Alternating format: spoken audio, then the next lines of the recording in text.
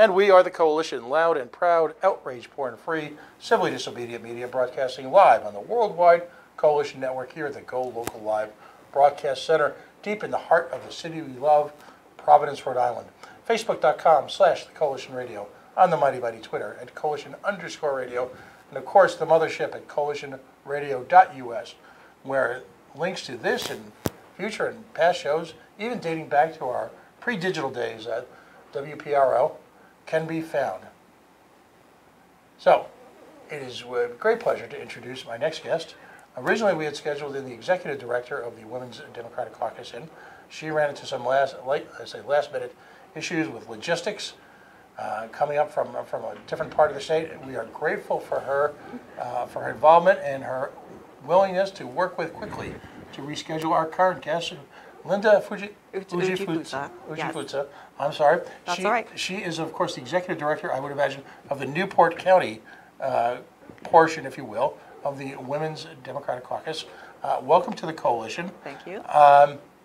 Again, I tried to set the stage in the last segment. What we've got here is a set of predatory bylaws that are being inflicted on a significant portion of the Democratic Party, significant on a couple of levels. Of course, statistically significant.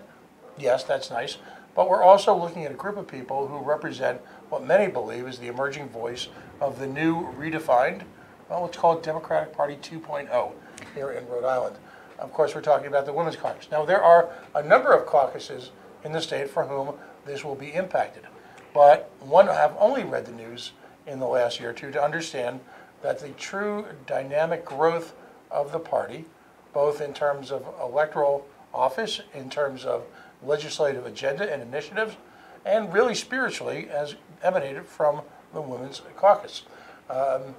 We're going to go through that in some detail. The beauty of this format is we can actually have a conversation that details not only the changes, but the impact of the changes, as importantly, what was the motivation for this. But first, let's reflect back a little bit on the organization itself. Some folks who, if you follow politics closely, you know exactly what the Women's Caucus has represented over the last 2 years or so. If, however, you're not in the bubble, as I like to call that place where folks like you and I find ourselves, where every day we're somehow involved in something political, something civic, and you're one of thousands of Rhode Islanders who are sometimes working 2 or 3 jobs, focused extensively on family challenges, finances, your children's education. In other words, you're a normal, everyday Rhode Islander who's made this state the wonderful place it is. Sometimes you have to sit back and say, what is going on here? So let's talk about the caucus. When, why, where, how? Well, let me give you a background about the Women's Caucus. It is a part of the state Democratic Party.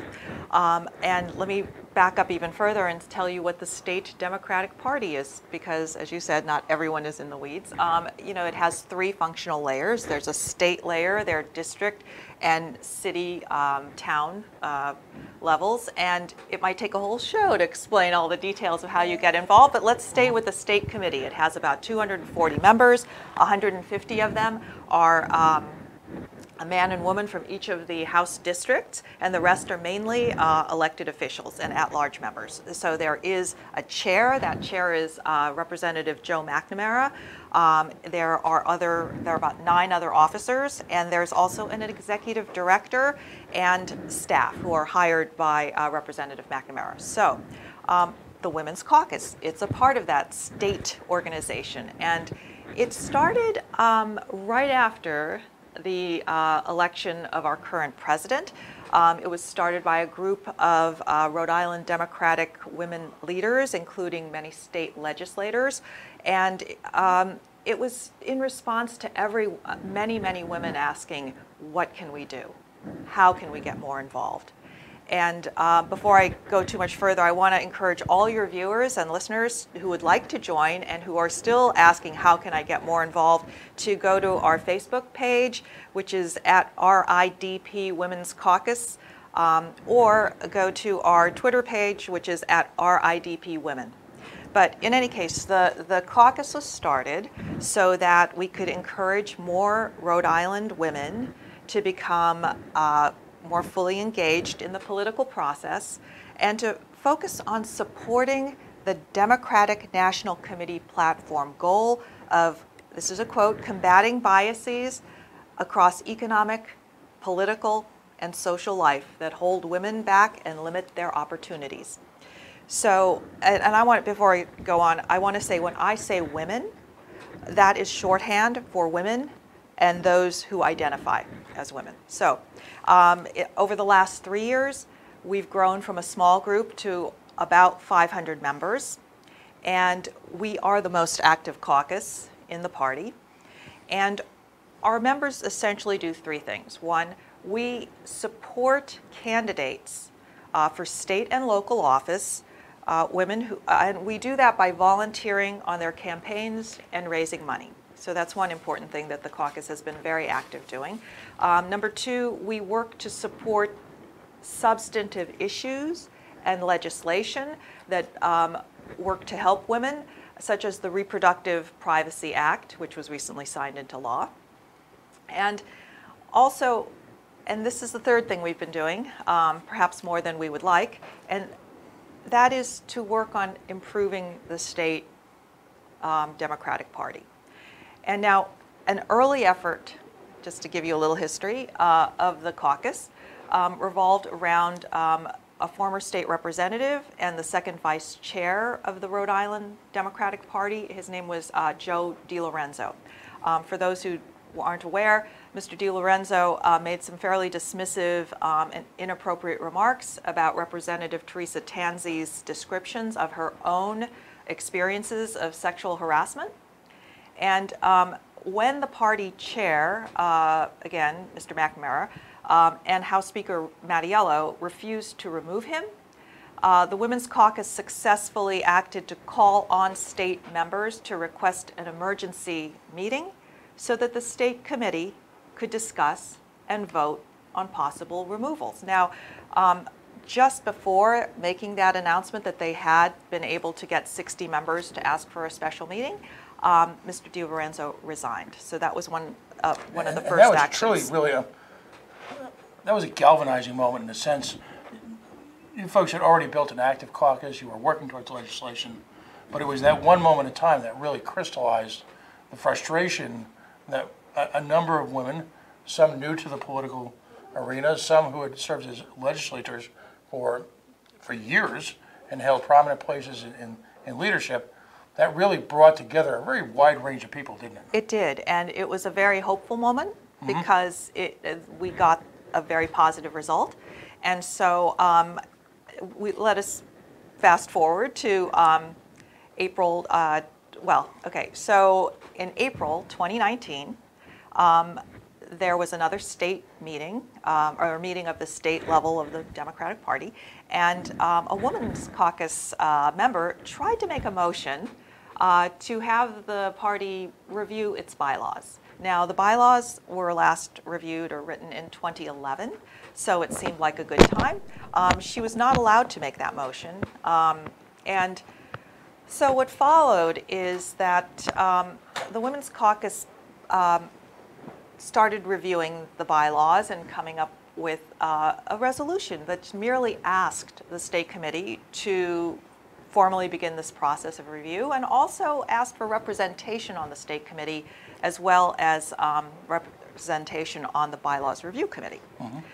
Now, those requests were denied, and the next step that the Women's Caucus took was to come up with suggested revisions, and those were discussed and reviewed in a meeting of the entire Women's Caucus on September 12th, 2019. And we submitted those suggested revisions to the chair as well as the executive director. Now, fast forward, we are... let's take a step back, because that's, you know, in a very real sense, you know, the word of the day seems to be collaborative, by the way, but there was no attempt by your organization, your group, within the group, to engage in any sort of hostile takeover.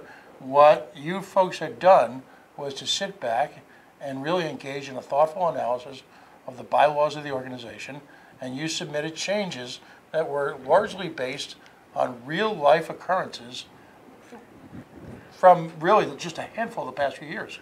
And essentially we're looking to modernize the approach to the organization. Now, for everyone out there whose eyes are rolling back and saying, bylaws, schmylaws, understand that in a political organization, your bylaws are your lifeblood. Because you've got so many moving parts, so many working interests, most of them well-meaning. You've got so many challenges in terms of leadership changes. Can sometimes be a vast amount of money involved, or not. The bylaws are what brings the organization together. Failure to have good working bylaws results in chaos. Politics can be chaos enough. Running the state of Rhode Island can be chaotic enough. But if you don't have well-defined, orderly flow of information, people, processes, you can accomplish nothing. So I can't overstate how critical bylaws are. You know, the two functioning committees in most political organizations that are really the lifeblood are bylaws and platform.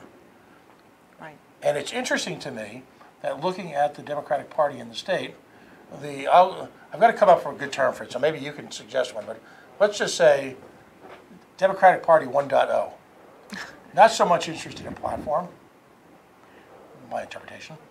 In fact, there was a move in the Rhode Island State Senate just last year to eliminate the biannual platform reporting required under state law, because it didn't seem like people wanted to get together and build a platform. What does that say about a political party if there's no interest in representing publicly what you stand? Now, again, your caucus and other groups have worked aggressively on a town level to provide platforms. Seems straightforward enough. However, it appears to me that the old party, 1.0, is singularly dismissive of both platforms and bylaws. That's an outsider's perspective. Would you agree with that, or? Well, yeah, we would agree that if the goal of the Women's Caucus was to help women get more involved, that the bylaws were an impediment. Okay. And I think that any fair reading would tell you where those impediments were, and we broke them down into 4 general categories. I mean, and let's get into defining what your suggestions were, because I found them to be remarkably fair. Right. So the first one would be first category was to eliminate the unfair endorsements in the primaries. The second one was to increase financial transparency and accountability. Mm-hmm. The third one was to balance the powers among the chair, officers, and state committee members. Mm-hmm. And the fourth was to improve and better implement the current bylaw requirements that allowed you to participate. So let's go first to the eliminating the unfair endorsements in the primaries. So Rhode Island is unique in that it allows primary endorsements. Massachusetts does not, other New England states do not, and not only are we unique, it causes an unfair advantage to be given to Democrats who are incumbents. And the 2 primary advantages are, number one, you get free access to the VAN, which is the Voter Activation Network, which is the list of voters and how you're able to sort them to know whose doors to knock on. And you can't, as someone who's been involved in door knocking, you cannot understate the importance of that list, because ultimately that dictates, particularly in a primary where you've got limited access, and say you're a grassroots candidate who may have limited funding, or in the case of some folks, work and aggressively represent districts that are both underserved and financially challenged. So having access to that, it's a very simple concept. You're walking down Smith Street. You knock on that door, you knock on that door, you walk another block before you knock on the next. Sounds simple? It can mean the difference between success and failure, given the time challenges that folks have when they're running for office. It's as fundamental to the election process as well anything. So yes, so that's why it was a big deal who's endorsed, because it did determine whether you got that van for free or whether you had to pay $1,600. And the other thing is that the people who decided whether you were endorsed came down to anywhere from 3 to 7 individuals, and in the state primarily, they are friends of the incumbent. So it's just a very unfair process that we suggested be revised. That was ignored. The second thing was the financial oversight issue, which So the treasurer, if you read the bylaws, is currently only required to submit a financial report to the state committee annually, and other reports and audits are left to the discretion of the chair. And in recent years, it does not appear that reports and audits have been made to the state committee. And by the way, the notion that you only have to make an annual report is incredible. I belong to bowling leagues where you have to make a monthly report. I mean, I'm involved in a party, sadly, that's smaller than the Democratic Party, and our treasurer dutifully performs an analysis at every meeting, down to the penny, what was spent, how it was spent. And we just learned, or at least the public just learned a few days ago, that failure to report has led to what some would argue are grotesque abuses of contributions made to the Democratic Party, ostensibly to promote the Democratic vision. Where has that money been spent? Right. We don't know because under the old bylaws, it only took a signature. It didn't say who had to approve, but it did have language in it that said that the chair got to formulate policy regarding availability of state committee services to Democrats at all levels throughout the state. So that means that the chairman pretty much got to decide almost unilaterally how money was spent. And now they moved that number of requiring at least a second signature on checks from 2,500 to 25,000. So, which is, again, I mean, let's step aside from political governance and the fact that it's a political organization. We're talking basic, not-for-profit governance here.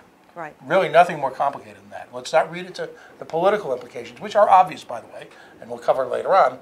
But I am not aware of any board in an organization of that size where someone can, for lack of a better term, to use the vernacular, do the downstroke on 25 Gs at their will. And if you can, for a moment, talk about the fine dining, if you will. Well, I mean, good. Right, we did. I mean, it came out, I guess, recently that it was at $230,000 approximately had been spent by the Democratic Party, and it's in the FEC report, so it is publicly reported. Right. But as far as how those decisions were made, I can pretty much assure you that there was no involvement of the state committee at large, or the whole group. It was a decision made by leadership, and again, that could just be the 10 people that were on the slate that the chairman recommended be elected, and they were elected. And so it's just different, if nothing else, from all the other states. I believe Massachusetts actually requires the submission of an annual budget, and so yes, it is it's potentially quite alarming, the lack of input that members have towards how money at the state level or at the state committee level is spent. And by the way, most of these contributions are coming from the very grassroots that these bylaw revisions are really attempting to marginalize. Right, right. So, and then that third category of concentration of power, it was alluded to with respect to financial decisions, but the chairman also gets to pick all committee members. And the chairman, at least in this latest draft, it used to be that the DiLorenzo case could be resolved the way it was. In the latest draft that came out, it looks like they've actually drawn a line through where it says the state committee gets to hear complaints and substituted the executive committee as the decision-making body. So now a DiLorenzo kind of complaint has to go to the executive committee, that's the 10 officers, and they get to decide what happens to that complaint. And so, potentially the very first action that galvanized us would not be possible to be taken because it would be filtered through the leadership of just a very small number of people. And if in fact if it is decided, and I'll use the coalition air quotes here, that there are no grounds for complaint, that complaint is dead, kept confidential and never disclosed in any form to, anybody. Right, right. And another sort of startling piece of the new proposed bylaws is that they are essentially muzzling the Women's Caucus by saying that this is a quote, "Caucuses may not issue any press releases or external communications related to party activities, including caucus activity, without express and written approval of the chair." So I guess I couldn't be sitting here talking to you today if I did not get written and express permission from the chair. Let's go back to the endorsement process, because calling in later in the show is State Representative Maura Walsh, who became a national figure because of, at that point in time, some fairly ludicrous processes in place to endorse. You know, in the case now, we all remember Maura, a gentleman who was an active Trump supporter, just decided to wake up one day and become a Democrat. And somehow, in a critically important district, at a district that is, I say this always very carefully, represents really the backbone of Rhode Island. It's a district of working families, academics. It's a wonderful part of the city. But at the same time, there are a number of folks there who are the working poor. And so they are challenged already in the sense of trying to bring resources for a grassroots candidate like Maura Walsh. What happened there? They basically just tried to impose a candidate on that district, despite you had an incumbent, a successful incumbent. Correct. You would expect that the state Democratic Party would endorse a incumbent woman Democrat. Right. However, someone approached a challenger to Representative Walsh. And that challenger, as you pointed out, was a former Republican who was photographed at a Trump rally berating a Trump critic. And that man was given the endorsement, the official endorsement of the state party, and therefore, was preventing Representative Walsh from getting the van. And from getting an asterisk next to her name, because that is what endorsement does at the state level. You get a little asterisk as an endorsed candidate on the ballot. And that decision is made usually by anywhere from 3 to 7 people, well, in representative districts, 3 to 5 people. But if they are not sitting, or that little group of 3 to 5 people don't act quickly enough, the bylaws authorize Representative McNamara to go ahead and decide who is endorsed, and I believe he endorsed the Representative Walsh's opponent. And frankly, as Representative Walsh has said, it's lawful, but awful. It turned a process in Rhode Island that has been much pilloried over the years into a caricature of itself, because it was just so overt and just so frankly ridiculous. And there was no relation to reality, and it was mocking, if you will, I believed, the process in and of itself, and it was mocking a community, ironically, that's been very loyal and very giving to the Democratic Party. Let me jump in for a second. On one hand, it's simple enough to say it's a power grab. But what motivation really sits in the heart of individuals who would just play these games? Now, we had a candidate on for governor here last year who actually leaked to a number of organizations audio of the gentleman you had mentioned, engaged in some, the tone of the conversation implied that this was just a gigantic game of checkers for them. That real people's lives weren't at stake, the quality of lives, the economic challenges meant nothing. This was merely a game to them. Do you, from your own personal perspective, who's someone who gives a lot of time to state causes, is it that simple?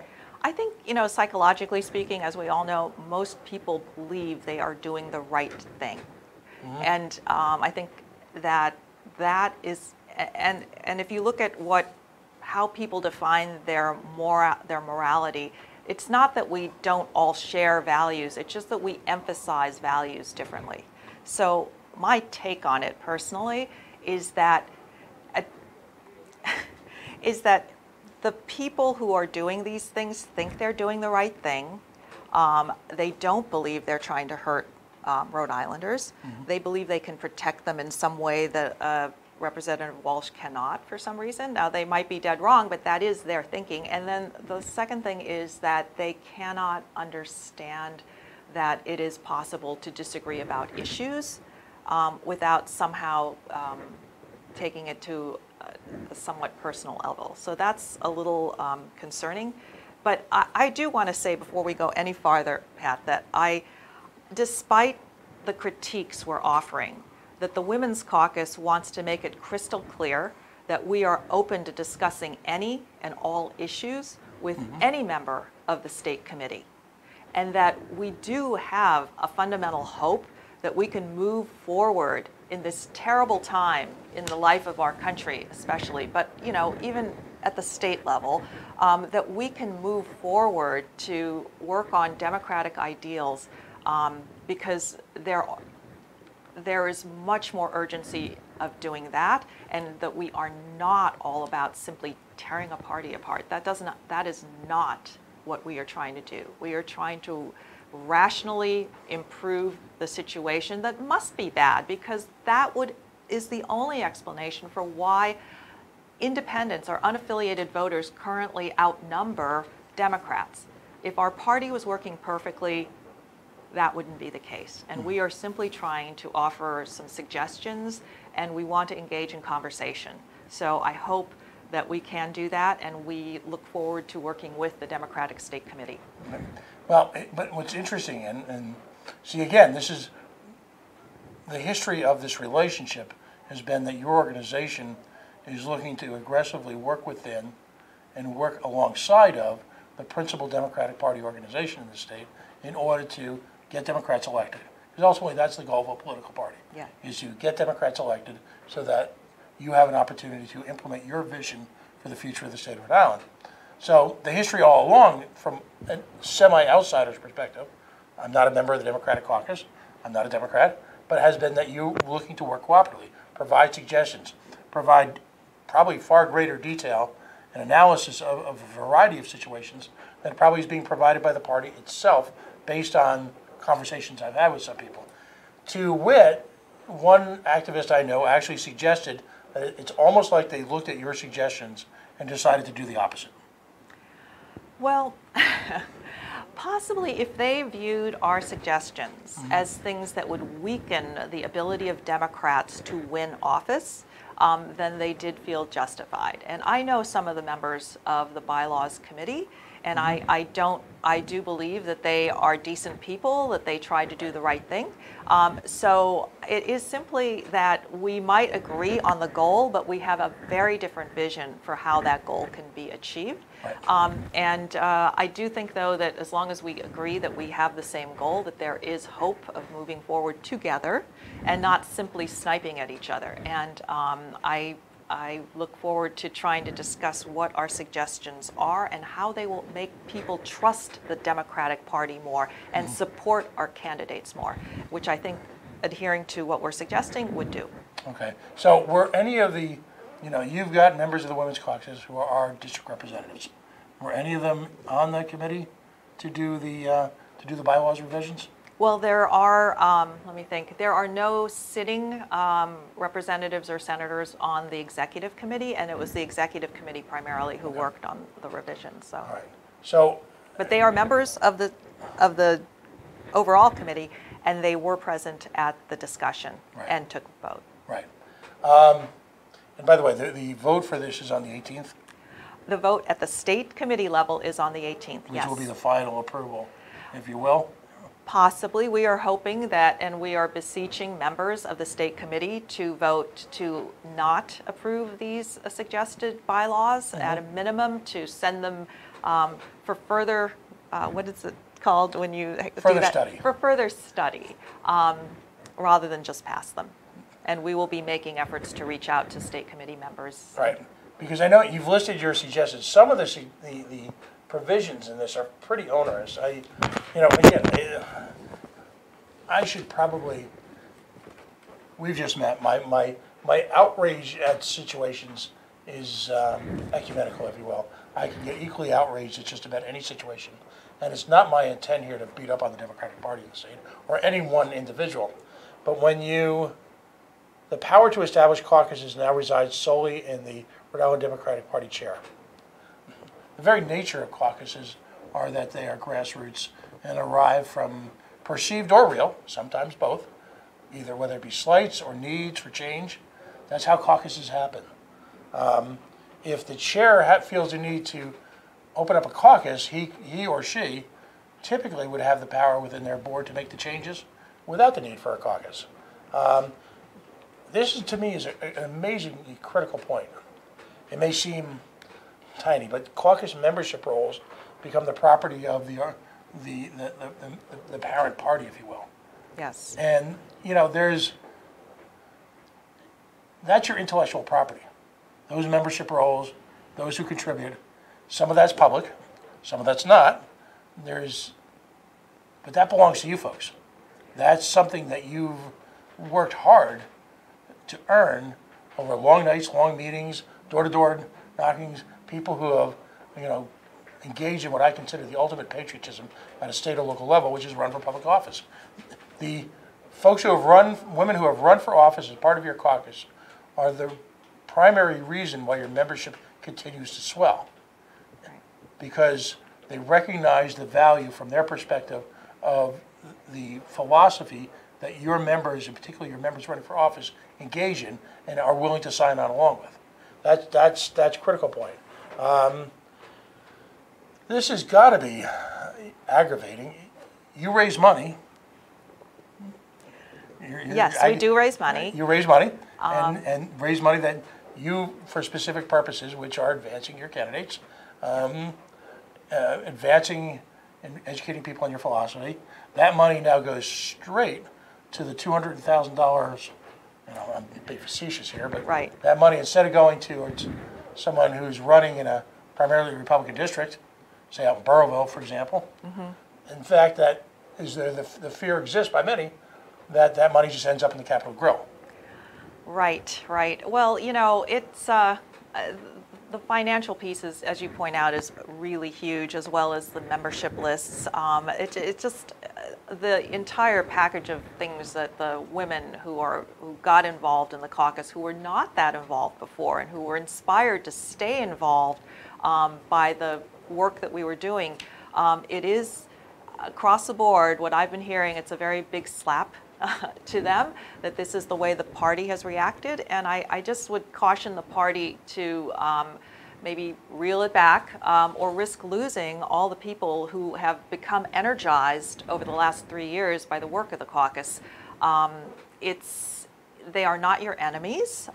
We believed in a lot of the same things, and so if we're going to talk about actions that tear the party apart, I'm afraid that they might, at this point, not be coming from the outsiders, but in fact from the folks that are in the leadership. They're very divisive. Right, because ultimately, I'm a libertarian, and they're a significant part of the growth of the Libertarian Party in this nation arises from one single moment in time. And this is why all political parties have to be careful. Back when Mitt Romney was running for the presidency, a gentleman by the name of Ron Paul ran. And Ron Paul takes a spot in a lot of young people, and some of these people are now very successful in their 30s and 40s, in a lot of young people's lives, much in the same way that Bernie does in current young folk. He was a galvanizing figure amongst college-age folks who believe in personal liberty and at the same time are fiscally conservative. The Republican Party, and there's an implicit warning in this, at their own peril decided to engage in, let's be blunt, Ron Paul was not going to get the nomination for the Republican president slot. It just wasn't going to happen. But rather than allow him the opportunity to speak at the convention, rather than allow him his proper place in the sun, if you will, to espouse his philosophy, which is so popular among so many young Republicans, they instead engaged in parliamentary moves to remove delegates and essentially reshape the party, making it impossible for another Ron Paul to come around. Those folks are firmly entrenched in the Libertarian Party at every single level. And I would just say, I'm not going to ask you to comment on this, but I would just say to the Democratic Party, be very careful, because there are other organizations, the Working Families Party, for example, captured seats in the Philadelphia City Council this week in a shock to many establishment Democrats and even Republicans. So there are other alternatives besides the Green Party, which really capture already a number of the ideals of the progressive element of the Democratic Party. So I would say to folks who may or may not ever listen to this show, tread lightly, because when I look at the energy level, when I looked at the turnout when Bernie came in to Providence 3 years ago, and the establishment candidate couldn't fill a high school gym, despite being a former senator, secretary of state, and arguably should have been a galvanizing presence as the first woman who probably should have been president. There's a lesson to be learned there. We've just met, so I'm much more blunt than. Well, I am here representing the Women's Caucus, and so and there are members of the caucus who span who all support different presidential candidates right now. So I'm not sure that is a topic that we should be taking on right this minute. But I do want to say that we appreciate you letting us talk about this. Yeah, and I'd like you to spend just a couple minutes, if you have time, to go into. Let's be positive now. Let's look to the next legislative session. You folks had a singular win in this past one, where it seemed like all was lost, and at the same time, you folks were again, I guess the other word for tonight is galvanized, but you reached deep and you managed to overcome a lot of institutional barriers on a lot of levels, which is hard. It looks easy on TV. Yeah, it's hard. Right. I mean, the amount of time and energy and just hard work that went into passing the Reproductive Privacy Act was astonishing. And many of them, most of them, are members of the Women's Caucus. And I do believe that I don't want to jump the gun on our legislative committee. They're still sorting through what they'll be supporting in 2020. However, of course, climate change, health care, racial and economic justice issues are going to be on our plate. And we hope that we can add a voice to supporting that kind of legislation. Yeah, and I would ask you, as a personal request from the audience here, there is a great deal of cronyist economic racism that's taken place in the state. When you look at organizations like the Wyatt, when you look at organizations like Twin River, like any one of a number of state-sponsored economic forces, which are dropped typically into communities that are challenged, where I think great coalition opportunities exist for people of goodwill, which your group certainly represents, to start to fight those, whether it be what's trying to happen in South Providence, what fortunately was squashed in Burrillville. There is this tendency by this government to drop those bombs into communities that, frankly, don't deserve them. And I applaud. While we may not always agree on policy, I applaud the activism and the aggressive stance your organization has taken, because it's necessary. We have to shake the state up. Frankly, right now it isn't working. And probably it's a combination of philosophies that can turn it around, but ultimately it's good people just coming together and finding agreement and making policy work for people. Right, and we have membership from all over the state, and we are very confident that we will be able to move things at a grassroots level, because change always happens from the bottom up, really, and not from the top down. So we look forward to better days ahead, including, we hope, stopping the proposed changes to the bylaws that are proposed now. Well, the sheer level of outrage that's come out, and it's interesting who's reported on it and who hasn't. Again, Mr. Caucus continues to do yeoman's work, following these challenges down. I read today his series of pieces that covered everything from Wyatt to this, as well as the latest economic giveaway to that was painted with pretty pictures about helping people in inner city communities, when in fact it's nothing more than just another giveaway to developers. Folks like him are aggressively reporting on this And yet it seems like the mainstream media seems to be reticent about challenging the hierarchy of the Democratic Party in the state. Well, we thank you. We thank Steve Alquist, who is an absolute hero of mine. And it's actually the only way for people to learn about a lot of the issues is to listen to what's become grassroots journalism.